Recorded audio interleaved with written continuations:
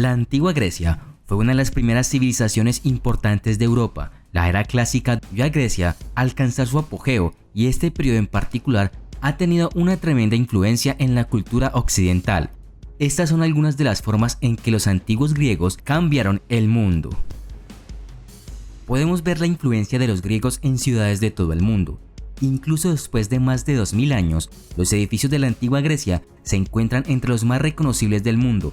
Estos edificios también fueron influyentes, con una gran cantidad de estructuras públicas en todo el mundo desde el Renacimiento en adelante, incluidos ejemplos famosos como la fachada del Museo Británico, la Puerta de Brandenburgo y el Capitolio de los Estados Unidos. Las columnas y frontones característicos, tejados triangulares inclinados, dispuestos con especial atención a la simetría y la proporción, son evidentes y distintivos donde quiera que aparezcan. Son emblemáticos del antiguo mundo mediterráneo y su civilización. El legado no es solo físico. Los principios arquitectónicos griegos fueron la base de la teoría y las prácticas romanas y luego occidentales, en particular para la arquitectura pública, mientras que los griegos también inventaron tipos de construcción completamente nuevos, como estadios y teatros. La política es una palabra griega que significa asuntos de la polis. Polis significa ciudad o estado. Democracia, oligarquía, monarquía y tiranía son solo algunos de los muchos otros términos que le hemos extraído. Probablemente fueron la primera civilización que realmente pensó en política. A diferencia de sus contemporáneos, analizaron diferentes sistemas, no asumieron simplemente que su propio camino era el único camino, incluso si a menudo pensaban que era el mejor. Fue este pensamiento crítico el que probablemente fue su mayor legado. En el siglo V a.C., el mundo griego se dividió cada vez más, culminando con la guerra del Peloponeso, en la que Atenas y sus aliados lucharon contra Esparta. En términos generales, los atenienses estaban a favor de la democracia, mientras que los espartanos favorecían la oligarquía, el gobierno de una élite. Si bien esto fue en cierto modo una lucha de poder sencilla, una contienda entre dos estados poderosos para dominar el mundo griego, también fue una de las primeras guerras ideológicas. No fue solo un conflicto entre estados, fue un conflicto de ideales. Los espartanos ganaron y obligaron a los atenienses a abolir la democracia en favor de la oligarquía, aunque esto no duró mucho y se restableció el dominio popular. Esta idea prevalece en nuestro mundo de hoy. La mayoría de los gobiernos del mundo hoy en día tienen algún tipo de democracia en el que la gente puede votar y participar en el gobierno.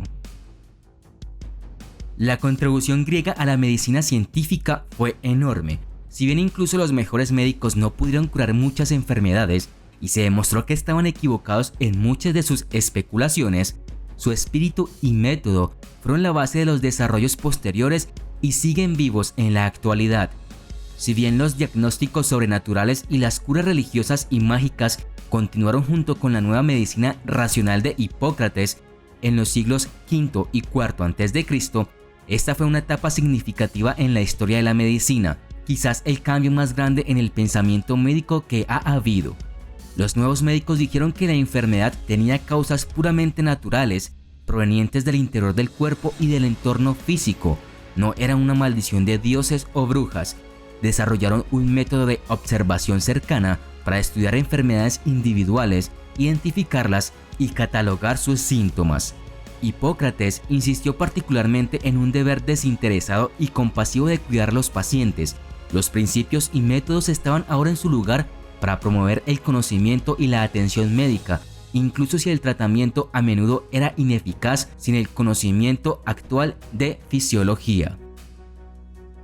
En Grecia, la búsqueda de la perfección física y su extrema competitividad crearon un evento nuevo y eterno para los espectadores.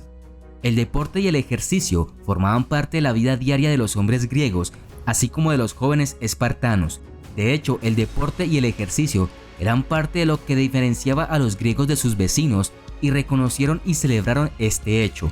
Los Juegos Olímpicos, que tradicionalmente se dice que comenzaron en el 776 a.C. y que siempre se celebraron en Olimpia, solo estaban abiertos a hombres adultos de habla griega. Al principio, los Juegos Olímpicos duraron un solo día y comprendieron un solo evento, una carrera a pie similar al sprint actual de 200 metros.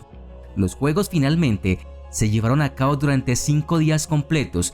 Los eventos por equipos eran raros porque para los griegos la esencia del deporte era la competencia individual y la victoria personal.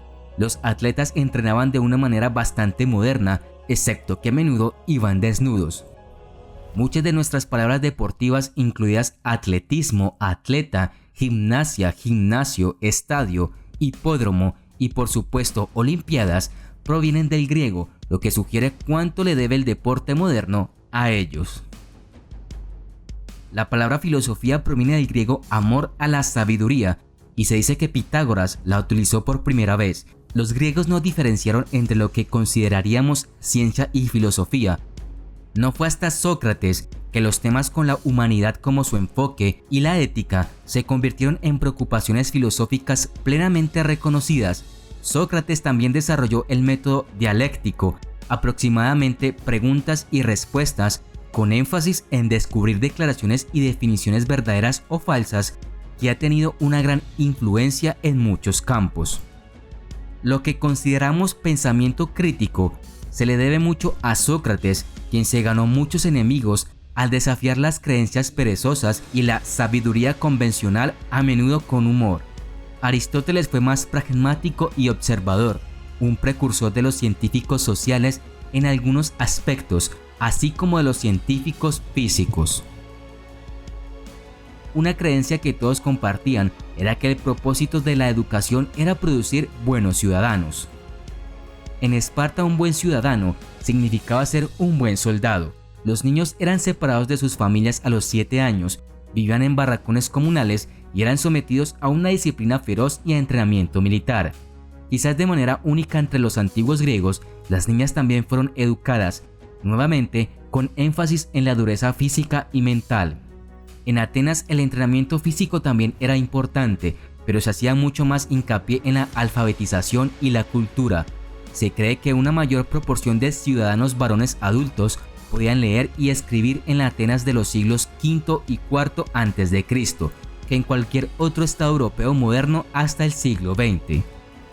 La mayoría de los niños atenienses probablemente solo tenían unos pocos años de educación formal, pero los ricos querían más para ayudarlos a competir y sobresalir en la vida pública. En los siglos V y IV a.C. se desarrolló la educación superior, incorporando elementos de nuevo pensamiento, filosofía, matemáticas y similares, aunque el enfoque inicial fue enseñar inteligencia, especialmente trucos retóricos. Con el tiempo, escuelas como las fundadas por los filósofos Platón y Aristóteles ofrecieron un enfoque más puramente educativo, proporcionando el modelo para las universidades modernas. Los griegos no inventaron las matemáticas, pero sí que contribuyeron a desarrollarla. Muchos de los términos, conceptos y problemas clásicos actuales en las matemáticas provienen de los griegos, especialmente en el campo de la geometría. Euclides es a menudo llamado el padre de la geometría, mientras que los teoremas de Tales y Pitágoras son fundamentales. Aunque el número pi ya se había calculado aproximadamente en el cercano y lejano Oriente, el primer matemático registrado que lo calculó rigurosamente fue el griego Arquímedes alrededor del 250 a.C. Los griegos inventaron el drama occidental, donde la obra escrita es interpretada por actores. El teatro griego introdujo las ideas de la comedia y la tragedia. También influyó en el arte de toda Europa, incluidas obras como las escritas por William Shakespeare.